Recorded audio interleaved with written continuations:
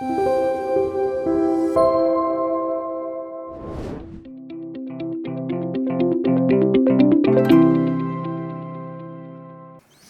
크게 두 번째로 조금 더 나가서 단순하게 육체 욕망을 소극적으로 제어할 뿐만 아니라 성령은 우리 속에서 더 적극적으로 놀라운 사역을 하시는 분이십니다.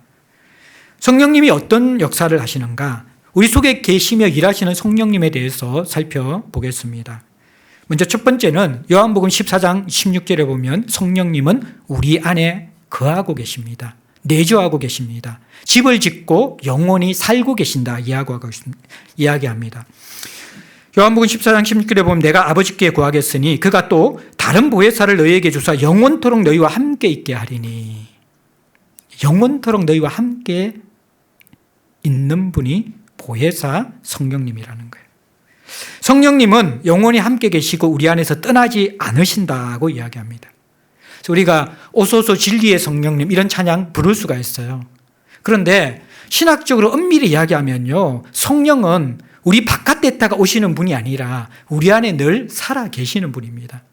그래서 우리가 오소서 성령님이라는 이 기도는 사실 정확하게 이야기한다 그러면 우리 안에 우리 속에 계신 성령님이 이제는 일어나셔서 깨어나셔서 일하시도록 우리가 그분을 기대하고 그분께 우리를 열어드리는 기도라는 거예요.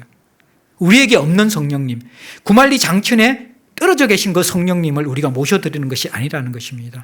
거듭난 성도들에게는 모두 다 성령께서 내주하고 계십니다. 그 성령은 우리 안에 성령의 전을 지금도 만들어 가고 계신다라는 것입니다. 우리 안에 계신 그 성령님은 우리 속에서 일하십니다. 일하시는 모습이 여러 가지인데 먼저는 우리를 인도하십니다. 요한복음 16장 13절에 보면요, 성령님은 진리의 성령님입니다. 그분이 오시면 우리를 진리 가운데로 인도해 주십니다. 진리가 무엇입니까? 하나님의 말씀이죠. 그 말씀 가운데로 인도해 주셔서 그 말씀을 깨닫고 그 말씀을 통해서 하나님을 알아가게 하고 말씀을 통해서 살아갈 힘을 주시는 분, 그것이 바로 진리의 영이신 성령님이라는 것입니다. 성령이 하시는 가장 중요한 사역은요, 우리의 결혼, 직장, 그리고 개인사에 대해서도 우리가 기도할 때 성령님이 인도해 주실 수 있습니다. 그러나 성령님의 더 주된 사역은 내 개인사를 인도해 주시는 것이 아니라 진리로 인도해 주시는 것입니다. 말씀으로 인도해 주시는 것입니다. 하나님의 뜻 안으로 인도해 주시는 것입니다. 이것이 진리의 영이신 성령의 주된 인도 사역이다. 그렇게 우리는 알아야만 합니다. 그리고 성령의 열매를 맺게 하십니다. 결국 성령께서 말씀으로 인도하시면 그 말씀 속에서 성령과 함께 동행할 때 일어나는 역사가 열매 맺음입니다. 성령의 열매는 갈라디아서 5장 22절 23절에 나온 것처럼 사랑과 희락과 오래 참음과 자비와 양선과 충성과 온유와 절제니 무릇 이 같은 것을 금지할 법이 없느니라 라고 그렇게 말씀하고 있죠. 성령의 열매가 단수예요. 그 말은 뭐냐 그러면 성령의 열매는요, 포도송이에 여러 알이 한꺼번에 딱 뭉쳐져 있잖아요. 그것처럼 성령의 열매는 같이 맺혀지는 거예요. 이거는 맺혀지고 저거는 맺혀지지 않고 그런 법이 없다라는 거예요. 성령의 열매는 단수형으로서 성령의 열매는 사랑이니 사랑 안에 사랑, 희락, 자비, 양성, 충성, 온유, 절제 이런 것이 다 있다라는 것입니다. 우리는 진리를 자꾸 묵상하고 예수님 안에 거하다 보면, 인도를 받다 보면요, 가장 일어난 놀라운 역사가 성령의 열매를 맺게 된다라는 것입니다. 이게 내가 말씀과 동행하고 있는가, 하나님과 더 가까워졌는가, 이것을 판단할 수 있는 중요한 시금석이 되는 것입니다. 또한 성령님은 우리 안에 비전을 주십니다. 꿈을 주십니다. 사도행전 2장 17절에 보면요, 말세에 내가 내 영을 모든 육체에게 부어주신다고 요엘서를 통하여서 약속해 주셨습니다. 자녀들은 예언하고 젊은이들은 환상을 보고 늙은이들은 꿈을 꾼다. 다 이 성령이 오실 때에 우리는 비전을 가지게 된다는 거예요. 비전은 향방 없이 어떻게 살아야 될지 모르는 사람이, 야, 내가 이렇게 살다가 죽으면 행복하겠구나. 이렇게 살다가 죽으면 내일 죽어도 나는 인생에 후회가 없겠구나. 그것을 발견하는 모습이 바로 비전이라는 거예요. 성령께서 우리 가운데 오시면요, 우리는 어떻게 보면 이 땅 가운데서, 일시적인 이 땅 가운데서 당장 죽어도 여한이 없는 하나님 주시는 비전을 발견할 수 있다라고 이야기합니다. 많은 사람들이 삶의 무력함을 느끼는 이유 자체가 삶의 향방을 놓쳐버렸거든요.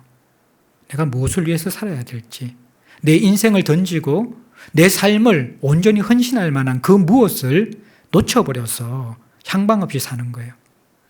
비전이 없는, 묵시가 없는 사람들은 방자하게 행하거든요. 자신의 정욕과 약함에 이끌려 살아갈 수밖에 없습니다. 성령께서 비전을 주시면요, 무력하던 사람이, 게으르던 사람이, 삶에 의욕이 없던 사람들이, 그저 그런 인생, 그것으로 끝날 것 같은 사람이 성령 안에서 꿈을 꾸게 되어지면요, 완전히 달라진 인생을 살아가는 것이죠. 하루하루가 감사고, 하루하루가 선물과 같은 인생이고, 하루하루가 오늘 죽어도 괜찮을 것 같은 의미 있는 삶을 살아갈 수 있도록 하는 것. 그것이 바로 성령께서 비전을 주실 때 일어나는 모습이라는 것입니다. 삶의 한숨과 근심과 불안과 염려만 가득한 사람들은 성령께서 주시는 비전 속으로 들어가지 못한 사람들입니다. 초대기의 그 평범한 사람들이, 고기 잡던 어부들이, 자신의 삶만 염려하던 사람들이, 주인 밑에서 종의 인생만 살던 사람들이 성령이 임하게 되어질 때 그들은 위대한 꿈을 꾸게 되었습니다. 그러면서 온 세상을 정복시키는, 온 세상을 하나님 나라로 일궈 놓는 변혁의 주인공이 되었던 것이죠. 그것이 바로 평범한 사람을 그 사람이 상상하지 못하던 삶으로 인도하시는 성령의 비전이라는 것입니다. 우리 자녀들에게 가르쳐 줘야 될 것이 무엇입니까? 하나님의 꿈을 꿀 수 있도록 그들이 성령 안의 삶을 경험하도록 하는 것입니다. 그것이 그들의 인생을 가장 복되게 하는 것이고, 우리 자녀들의 인생을 가장 행복하게 만드는 선물일 수 있습니다. 우리에게는 먹고 마실 것이 필요한 것이 아니라 인생을 즐길 비전이 필요한데, 성령께서 우리에게 이 꿈과 비전을 주시는 것입니다. 그리고 빌립보서 2장 13절에 보면요, 성령께서는 주신 이 비전, 이 꿈을 실현할 수 있는 힘과 능력도 허락해 주십니다. 너희 안에서 행하시는 이는 하나님이시니 자기의 기쁘신 뜻, 이게 비전이거든요. 이것을 위하여 너희에게 소원을 두고 열정을 주면서 행하게 하신다는 것은 그렇게 살 수 있도록 도우신다는 것입니다. 바울도 주님 앞에 비전을 받고 나서 이렇게 기도했습니다. 이를 위하여 나도 내 속에서 능력으로 역사하시는 이의 역사를 따라 힘을 다하여 수고하노라.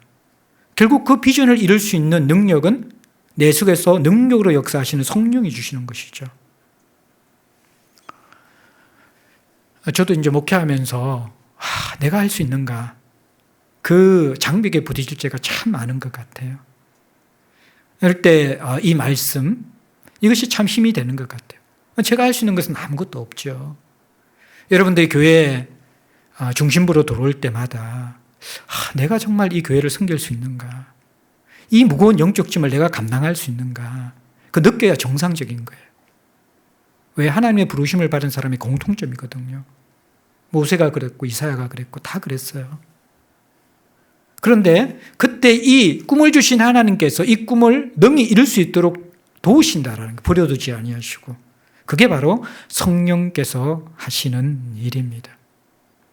그래서 이러한 성령의 비전과 성령께서 하시는 능력을 경험하지 못한 성도와 공동체는 우리의 어떠한 인간적인 능력과 인간적인 계획이 할 수 있는 그 범위 속에서 밖에 사역할 수 없는 것이죠.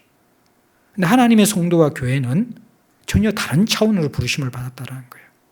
내가 가지고 있는 인격, 내가 가지고 있는 능력, 내가 가지고 있는 야망, 그 한계 속에서 살아가도록 부르심을 받은 것이 아니라 하나님 안에서, 하나님 나라의 비전 안에서 성령께서 주시는 꿈을 꾸고 내가 할 수 없는 그 일을 하나님께서 성령을 부어주시도록 하시도록 하는 것. 우리가 그렇게 인생을 살고 주님 앞에 가서, 주님, 저는 제가 계획한 삶을 살지 못했습니다. 하나님께서 꾸게 하신 꿈과 하나님께서 인도하신 그 걸음 속에서 내가 상상치도 못했던 그 일들을 감당하며 살아왔습니다. 그 단 한 가지 이유는 성령님 당신께서 나와 함께 하셨기 때문입니다. 이런 고백을 할 수 있는 것이 바로 사실은 영적인 건강성을 가지고 있는 성도와 교회의 모습이라는 것입니다. 또한 이 꿈과 하나님의 일들, 그 능력을 감당하는 데 필요한 성령의 은사들을 주십니다. 고린도전서 12장 4절에서 7절부터 보면 하나님은 여러 가지 성령의 은사를 주십니다. 그런데 이 모든 성령의 은사를 주시는 그 목적이 7절에 보면 각 사람에게 성령을 나타내심은 유익하게 하려 함이라. 여기서 한글에는 빠져 있는데 유익이 누구를 위한 유익이냐 그러면 바로 주님의 몸, 공동체를 위한 유익이라는 거예요. 성령의 은사를 주신 목적은 개인의 유익을 위해서가 아니라 공동체의 유익을 위해서 성령의 은사를 주셨다라는 것입니다. 그래서 주의 몸을 섬길 때에 사실 성령의 은사를 구해야만 합니다. 그것을 통해서 우리는 공동체 유익을 함께 만들어 가야만 하는 것이죠. 성령의 은사에는 우월이 없어요, 사실. 신비주의자들, 은사주의자들은요, 뭔가 이게 은사의 등급이 있는 것처럼 병 고치는 은사가 조금 더 세고 방언의 은사가 가장 밑에 초보이고 방언 통역을 조금보다 이렇게 더하고 뭔가 이렇게 영분별, 축사의 은사, 병 고침의 은사 뭐 이런 게 있으면 뭔가 조금 더 레벨이 높은 것처럼 그렇게 뭔가 이게 은사의 레벨, 수준이 있는 것처럼 그렇게 생각하는데 결코 그렇지 않습니다. 모든 은사는 동등한 것입니다. 그 목적이 중요한 것이죠. 동기가 중요한 것이죠. 바로 주님과 지체를 사랑하면서 그 몸을 세우는 것. 그 목적으로 이 은사는 사용되도록 되어 있습니다. 마지막으로 이렇게 성령과 동행하며 살아갈 때에 우리가 가장 갈망해야 될 것은 성령의 충만함입니다. 에베소서 5장 18절에 보면 술 취하지 말라 이는 방탕한 것이니 오직 성령의 충만함을 받으라라고 가르치고 있죠. 성령의 충만함이라는 것은 흘러 넘치는 것입니다. 가득 찬 정도가 아니라 흘러서 넘치는 정도입니다.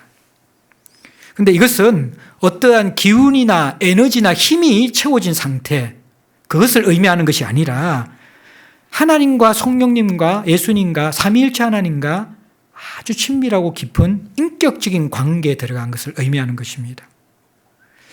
마치 연인이 사랑에 빠지게 되었을 때 자나깨나 그 연인 생각만 하며 그 연인만 생각하면 그 마음의 행복과 기쁨과 물밀듯한 에너지가 차고 넘치는 것처럼 바로 성삼위 하나님을 생각할 때 이러한 현상이 일어나는 것, 감사와 기쁨과 차고 넘치는 그런 벅찬 영적인 기운이 올라오는 것, 이것이 성령 충만의 모습이라는 것입니다.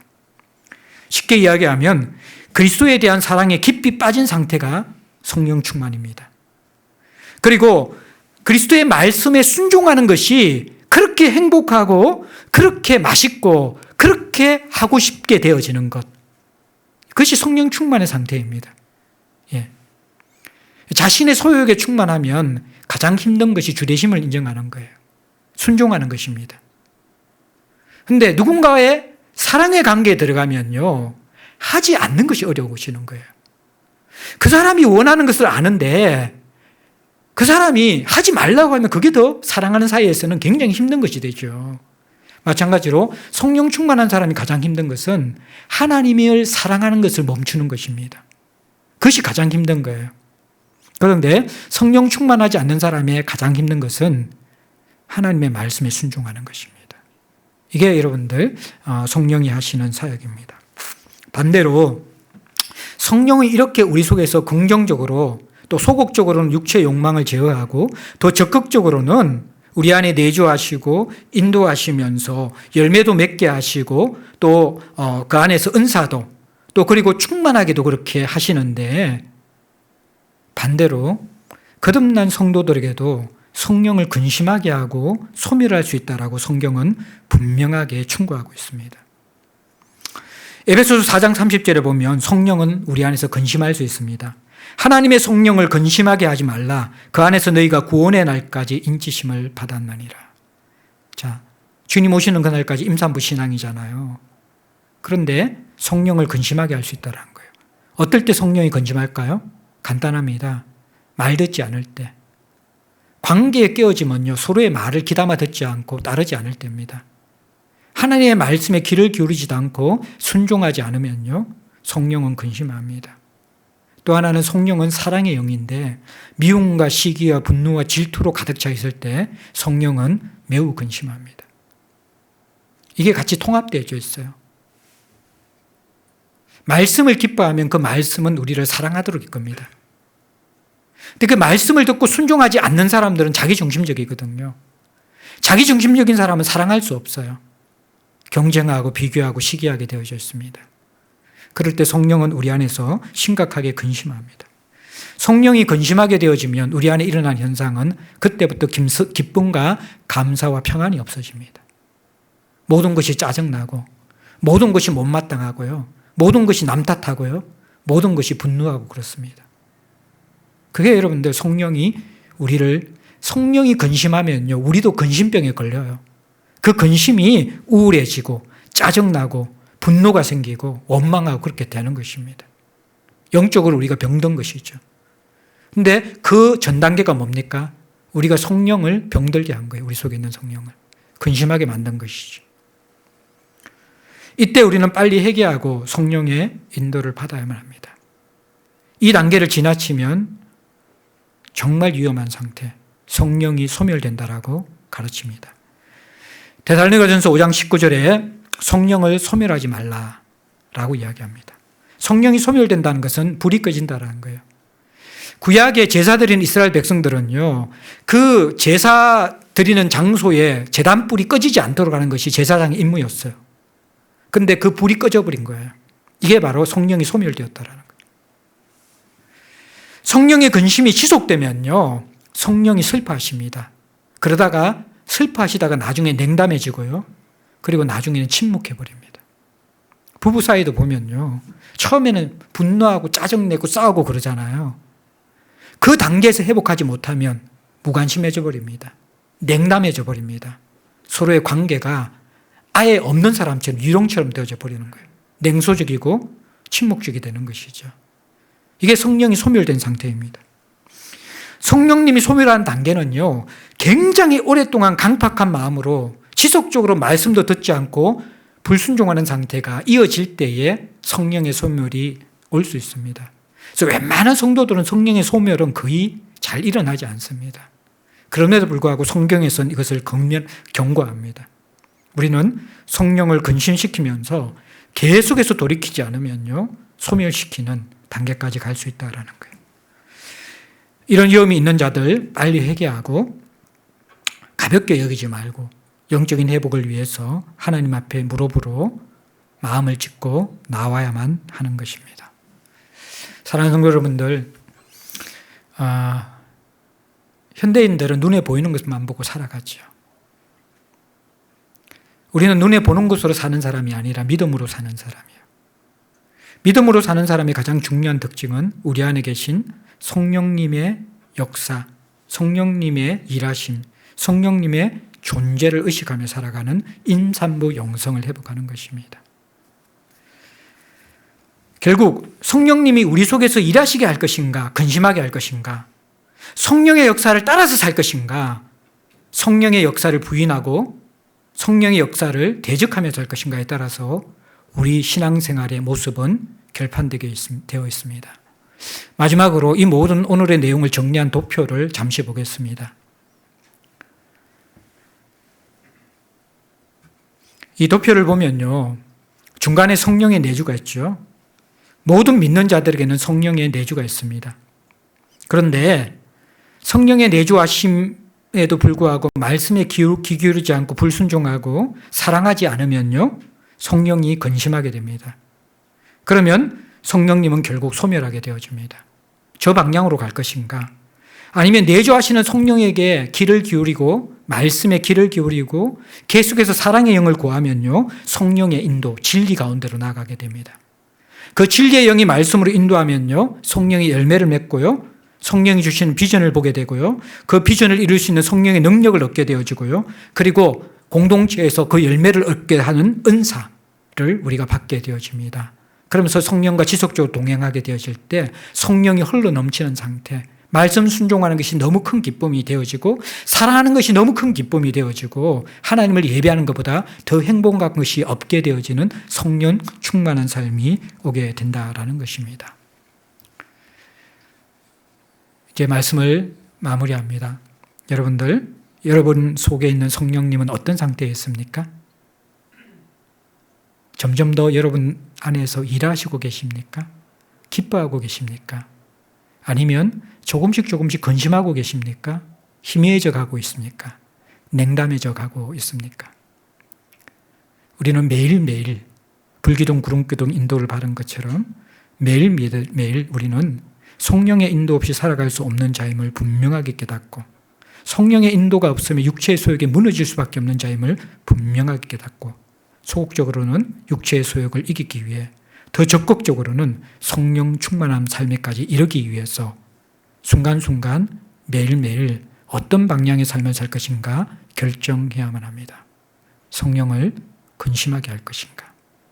성령이 우리를 지배하며 충만하게 할 것인가?